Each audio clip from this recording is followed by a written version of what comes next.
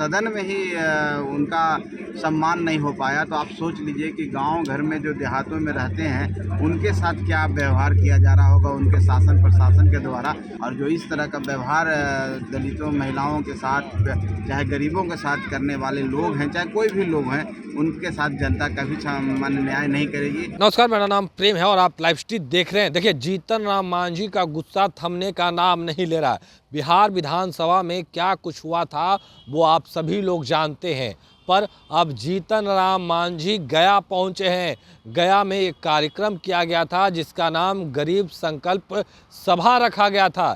देखिए, उस कार्यक्रम में जीतन राम मांझी, संतोष सुमन, पार्टी के कई लोग उपस्थित थे और जीतन राम मांझी नीतीश कुमार के खिलाफ, नीतीश कुमार या फिर कहें बिहार सरकार का जो कमियां है उसको जीतन राम मांझी गिनवा रहे हैं। उनके साथ उनके पुत्र संतोष सुमन भी थे। देखिए, कार्यक्रम के बाद संतोष सुमन भी मीडिया कर्मियों से बात किए हैं और उनका गुस्सा नीतीश कुमार पर फूटा है। और देखिए, तमाम मुद्दे को लेकर क्या कुछ कर रहे हैं संतोष सुमन, पहले आप वो सुने।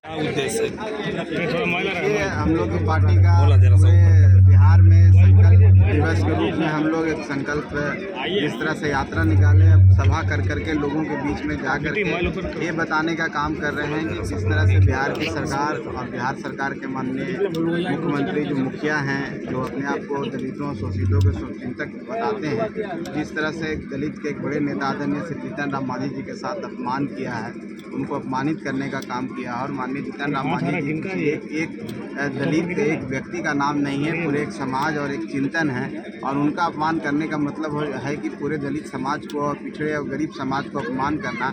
और ख़ास करके जब सदन में ही उनका सम्मान नहीं हो पाया, तो आप सोच लीजिए कि गांव घर में जो देहातों में रहते हैं उनके साथ क्या व्यवहार किया जा रहा होगा उनके शासन प्रशासन के द्वारा। इन्हीं बातों को लेकर, इसी का आह्वान करने, जन जन तक इस आवाज़ को पहुंचाने के लिए हम लोग इस तरह के कार्यक्रम कर रहे हैं। और हम लोग का जो भीड़ मिल रही है, जो लोगों का उत्साह मिल रहा है, एक दर्शाता है कि आने वाला समय गरीबों का है।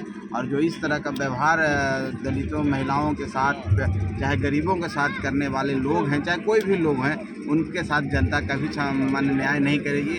उनको दिखाने का वोट में काम करेगी, जो उनका अधिकार है। वोट का समय आएगा, जो चुनाव है, चाहे 24 का चुनाव हो, चाहे 25 का चुनाव हो, विधानसभा लोकसभा, उसमें जनता सबक सिखाएगी। हम लोग का पूर्ण आशा विश्वास है। इसी के लिए हम लोग आज इस तरह के कार्य करते हैं। क्या संकल्प लिया गया है सर? संविधान ने क्या अधिकार दिया हो, क्या क्या उनको मिला है, जब तक वो जागरूक नहीं होंगे, राजनीतिक रूप से सबल नहीं होंगे, राजनीति को समझेंगे नहीं, तो अपने अधिकार को भी नहीं समझेंगे। जब तक अपने अधिकार को नहीं समझेंगे तो उनका विकास नहीं होगा। इन्हीं मुद्दों के लेकर हम लोग इस तरह का। तो अभी आप संतोष सुमन को सुन रहे थे, तमाम मुद्दे को लेकर किस तरीके से मुख्यमंत्री नीतीश कुमार पर बरस रहे हैं और कह रहे हैं कि और भी जगहों पे कार्यक्रम किया जाएगा। और जिस तरीके से मुख्यमंत्री नीतीश कुमार ने जीतन राम मांझी को नहीं बल्कि पूरे जो दलित समाज है उनको अपमान किए हैं। और अब संतोष सुमन भी जीतन राम मांझी के साथ कार्यक्रम में पहुंचे और देखिए, मंच से जीतन राम मांझी ने क्या कुछ कहा वो आप सभी लोगों ने सुना होगा।